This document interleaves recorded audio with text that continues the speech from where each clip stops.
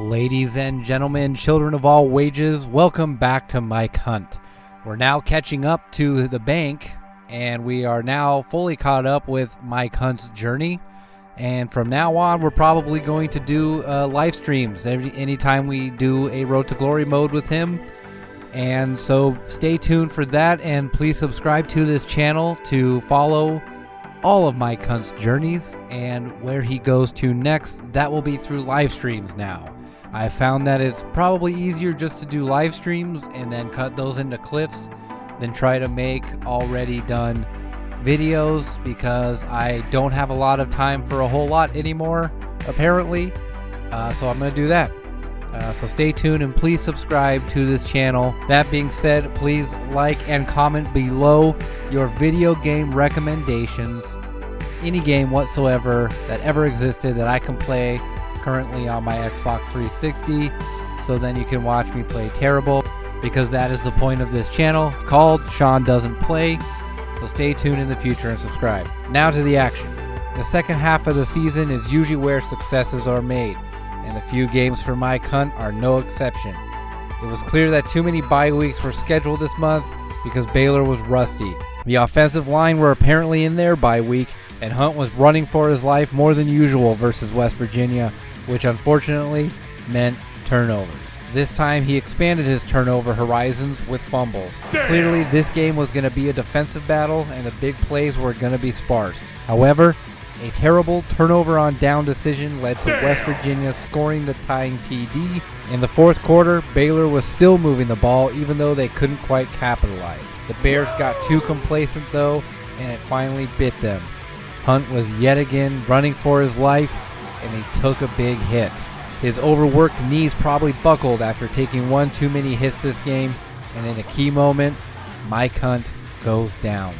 And West Virginia takes advantage by finally taking a lead. Mike Hunt never comes back this game, and it hands the Bears their first loss of the season. Luckily for Mike Hunt, the injury wasn't long term, so he's hitting the practice field to aid his recovery. And he's starting to take this weight loss more seriously, because clearly this team needs him in order to win, especially against a ranked opponent like Kansas State. Hunt seemed to find enough recovery to play well against Kansas State, but he was still taking unnecessary hits thanks to his comatose offensive line. The coach's play calling was rather bland in hopes of keeping Mike Hunt healthy, but it stalled the offense and kept him on the field longer, proving counterintuitive. Kansas State saw blood in the water and quickly scored on a missed field goal. They brought relentless pressure on Mike Hunt, because the freshman mistakes are more likely to happen when that freshman isn't full strength, and they were right. Hunt fought valiantly to keep this game under control and create the ability to steal the lead back. Unfortunately, K-State didn't need a Mike Hunt injury, because they kept him off the field by going on a tear. During the sim process, they quickly scored before the half, got the ball back, and scored another on the first drive of the third quarter. A 14-point defensive disaster for the Bears. With a defense that couldn't stop a car without an engine, a Mike Hunt comeback on a bum leg is going to be a difficult task. He tries his best to bring the urgency and move the ball, but two drop touchdown passes makes us settle for a field goal, allowing K-State to run more clock. The fact that we settled for a field goal was a huge problem, because instead of being down by a small 2 possessions while threatening before the fourth quarter began, we're down by 3 possessions while trying to score before the fourth quarter comes around. Hunt's poise ran out, and he made a massive interception near the red zone. K-State didn't score, but it was another scoreless drive that ate up time. Idiot. Hunt kept trying to make things happen despite the pressure, but knowing Mike Hunt, you know that meant another untimely turnover. Though our defense is getting stops, it's all too little too late, as the offensive line did not rise to the challenge, and the defense had already gave up 14 points. That was the difference in this game, as you can see by the final 31-21 score. 2 losses in a row now. Mike Hunt is pissed, motivating the team to take things seriously in practice and get back on the winning track against Iowa State. Mike Hunt and the Bears were playing balls out, quickly going up 21-0. with the score being 21-7 at half. But then Iowa State made adjustments. We just got too cocky, and Mike Hunt got to throw in a pick, slowing down our offense where we started just running the ball to score.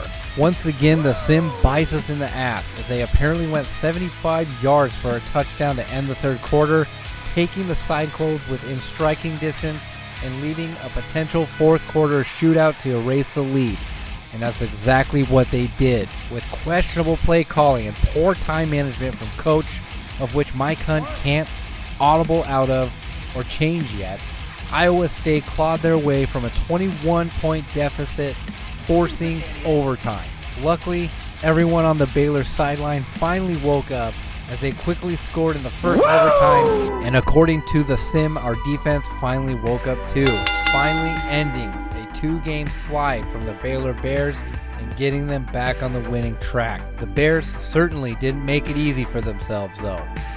Unfortunately, the stress eating of the last few weeks made Mike Hunt gain about 8 to 10 pounds. Again, I forgot to keep track of plays that made him gain weight for a game or so I could be off on my math, but let's just add 8 to 10 pounds as it goes. Thank you for watching. I know that this has been a grueling process to keep up with.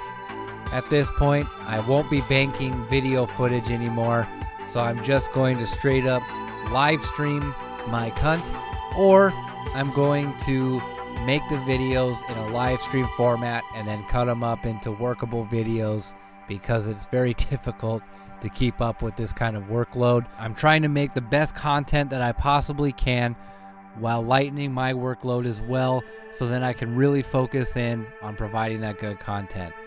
Once again, please like, subscribe to this channel, and comment below which games I should play next.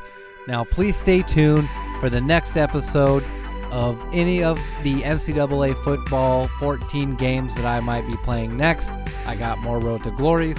I got Dynasties coming up soon that I want to start, but you can only keep up if you subscribe.